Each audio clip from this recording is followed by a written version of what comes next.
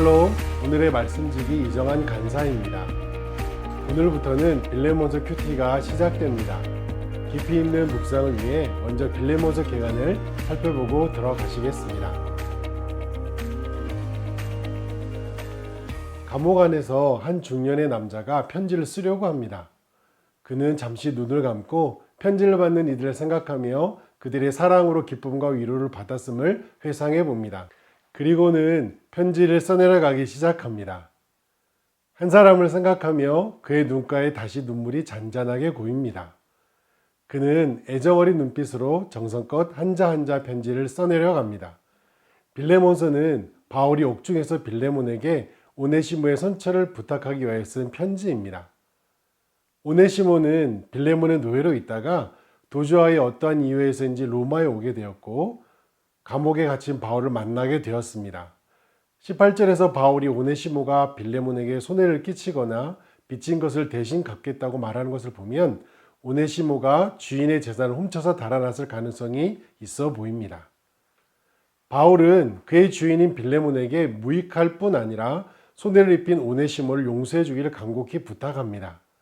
그뿐 아니라 주인을 배반하고 달아났던 오네시모를 갇힌 자 중에 낳은 아들, 자신의 신복이라고 말하고 있습니다. 게다가 그가 이제는 유익한 자가 되었고 그를 노예가 아닌 사랑받는 형제로 받아주라고 부탁하고 있습니다. 주인을 배반하고 전혀 쓸모없던 노예 오네시모가 어떻게 유익한 사람으로 변할 수 있었을까요? 단절되었던 관계가 회복되고 그의 존재의 변화를 가져온 것은 무엇이었을까요? 어떤 만남이 그를 변화하게 하였을까요? 첫째는 바울과의 만남에 있습니다. 9절에 바울은 그리스도를 위하여 갇힌 자 되었다고 말합니다. 이 말을 원어로 보면 자신이 예수 그리스도의 제수가 되었다는 말입니다. 즉 바울이 예수님의 종이 되어서 복음을 전하기 위해 감옥에 갇히게 됐다는 뜻입니다. 바울은 갇힌 신세요, 나이가 많았지만 그의 마음 안에는 여전히 복음에 대한 열정과 주님에 대한 사랑과 헌신이 가득했습니다. 감옥에 있는 바울은 염려하거나 낙심하지 않았고 오히려 자신이 감옥에서 고난당함으로 복음이 더 힘있게 전파된 것을 감사했습니다. 바울이 계속해서 복음을 전하던 어느 날 한 사람을 만나게 되었습니다.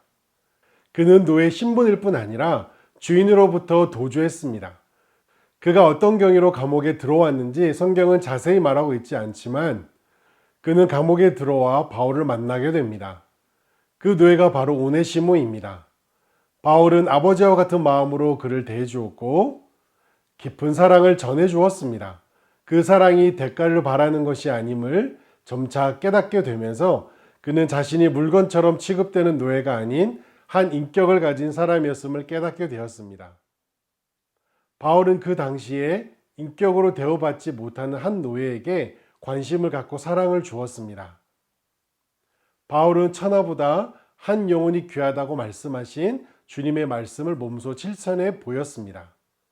바울은 주님의 눈으로 사람들을 바라보았고 오네시모를 바라보았습니다. 그는 노예지만 그에게도 복음이 필요함을 보았습니다. 아무도 오네시모에게 관심을 가져주지 않았고 아무도 그가 변화될 것이라고 기대하지 않았지만 바울은 그에게 주님의 사랑의 통로가 되었고 복음의 전달자가 되었습니다. 오네시모를 변화시킨 두 번째 만남은 주님과의 인격적인 만남이었습니다. 바울은 그리스도 안에서 일만 스승이 있으되 아버지는 많지 아니하니 그리스도 예수 안에서 내가 복음으로써 너희를 낳았음이라. 또 나의 자녀들아 너희 속에 그리스도의 형상을 이루시기까지 다시 너희를 위하여 해산하는 수고를 하노니 라고 말합니다. 바울은 오네시모를 갇힌 중에서 낳은 아들이라고 말합니다. 바울이 성경에서 영적인 아들이라고 표현한 사람은 그리 많지 않습니다. 디모데와 디도와 오네시모 뿐입니다. 복음을 들은 오네시모는 예수님을 인격적으로 만남으로써 그리스도 안에서의 새로운 희망과 자유를 알게 되었습니다. 복음을 받아들이고 영원한 생명을 얻게 되었고 새로운 피조물이 되었습니다. 바울이 오네시모가 전에는 무익한 자였다고 말하는 것으로 봐서는 그가 신실하지 못했던 것 같습니다. 그러나 복음을 받아들여 새 사람이 된 그는 바울과 빌레몬에게 유익한 자로 변화되었습니다. 오네시모라는 이름은 유용한이란 뜻을 가진 이름입니다. 오네시모는 그리스도인이 되기 전에는 자신의 이름에 걸맞는 삶을 살지 못했습니다. 그러나 그가 회심한 후에는 진정으로 이름값을 다하는 사람이 되었습니다. 그리고 더 나아가 바울을 온전히 섬겼던 신복과 같은 존재가 되었습니다. 여기서 신복이라는 단어는 영어 성경에서 하트라는 즉 심장이라는 단어로 표현했습니다. 오네시모는 변화되어서 바울에게 심장과 같은 존재가 된 것입니다. 세 번째는 오네시모는 하나님의 신실한 약속과 만났습니다. 바울은 15절에서 오네시모가 잠시 떠난 것은 빌레몬으로 하여금 오네시모를 영원히 두게 함이라고 말하고 있습니다. 바울은 오네시모가 빌레몬의 곁을 떠난 것에는 하나님의 감추어진 비밀이 배후에 있다고 말합니다. 바울은 빌레몬이 오네시모를 받아들이고 사람을 변화시킨 하나님의 손길을 생각하기 원했습니다. 하나님은 오네시모의 잘못을 선으로 바꾸셨습니다. 바울은 사랑스러운 어조로 변화된 오네시모를 사랑받는 형제로 받아주기를 부탁하고 있습니다. 오네시모는 도주한 노예가 다시 주인에게 돌아가면 어떤 결과를 낳게 되는지 잘 알고 있습니다. 심지어 죽음을 당할 수도 있었습니다. 그러나 모든 위협을 무릅쓰고 오네시모는 바울의 편지를 갖고 주인인 빌레몬에게 갔습니다. 하지만 하나님은 배신한 노예와 주인의 관계에서 모든 용서와 화해가 이루어지도록 하십니다. 그리고 노예와 주인의 관계를 뛰어넘어 믿음 안에서 새로운 관계가 맺도록 하셨습니다. 무엇보다 이전까지 하나님과 무관하게 살았던 오네시모의 인생이 하나님과 새로운 관계를 맺게 되었습니다. 오네시모는 절망 중에 바울을 만나게 되었습니다. 복음의 열정을 갖고 영혼을 사랑하는 바울의 헌신과 수고를 통하여 복음을 듣게 되었습니다.